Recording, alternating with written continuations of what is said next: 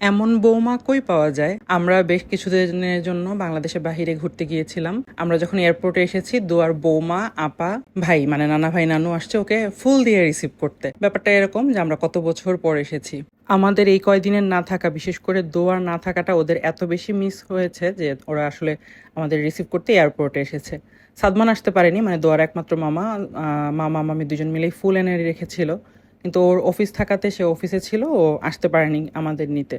দোয়ার মামা, খালা, নানা ভাই নানু এরা দোয়াকে আদর করে, এটা তো খুব নর্মাল, তাই না? নিজের মানুষ আদর করবে। কিন্তু দোয়ার মামি মানে বৌমা, সে বাহিরের একটা মানুষ হয়ে দোয়াকে এত ভালোবাসে, বা আমাদের সাথে সে আমাদের মানুষ একজন। মনেই হয় না যে ও মাত্র কয়েক মাস হলো আমাদের সাথে অ্যাড হয়েছে, অন্য একটা ফ্যামিলি থেকে এসেছে। আসলে ভালোবাসলে ভালোবাসা পাওয়া যায়, এটা আমি ইলমাকে দেখে বুঝি যে আমরা যেমন ওকে অনেক ভালোবাসি, ও আসলে নিঃস্বার্থভাবে আমাদের অনেক বেশি ভালোবাসে, বিশেষ করে দোয়ার জন্য একদম অন্তপ্রাণ।